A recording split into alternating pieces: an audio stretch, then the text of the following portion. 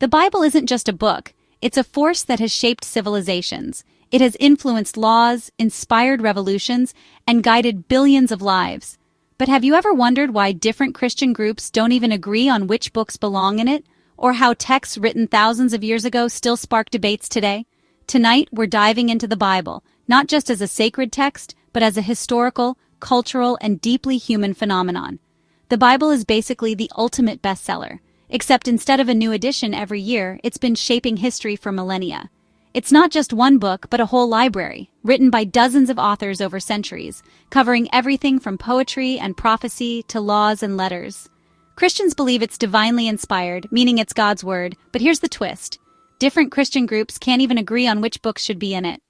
The Old Testament, or Hebrew Bible, tells the epic saga of Israel, featuring everything from the creation story to kings, prophets, and some serious divine interventions.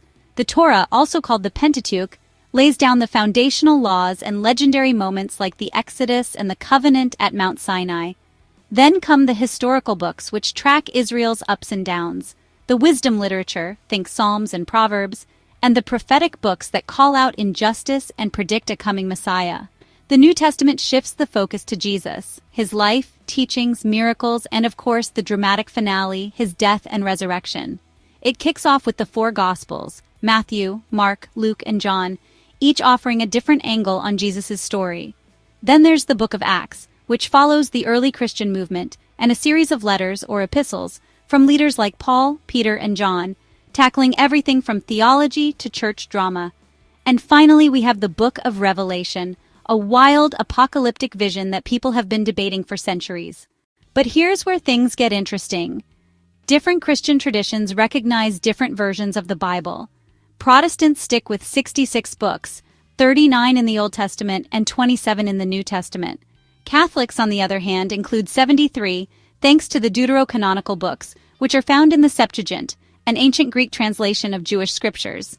These books, like Tobit, Judith, and the Maccabees, add extra layers of history and theology that Catholicism considers part of sacred tradition. And the Eastern Orthodox Church? They go even further, recognizing additional books that reflect early Christian debates and regional traditions. So how did we even get the Bible as we know it today? Well, early Christians didn't have a handy table of contents. For a while, different communities used different writings, including some that never made the final cut, like the Gospel of Thomas or the Shepherd of Hermas. Over time, church leaders had to figure out which texts were divinely inspired. They used criteria like apostolic authorship, consistency with Christian doctrine, and how widely accepted a book was by early believers. By the 4th century, councils and scholars had solidified most of the canon, though the details varied between traditions. And let's not forget how the Bible was preserved. It wasn't originally a single-bound volume, but a collection of scrolls and manuscripts, copied meticulously by hand for generations.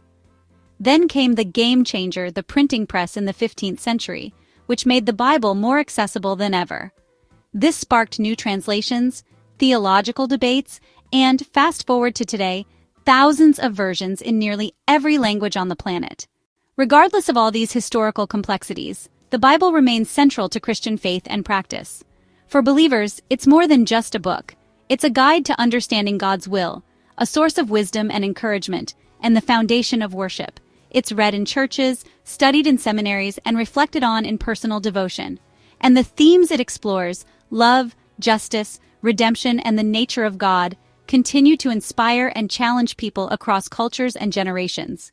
At the end of the day, the Bible is more than just an ancient text.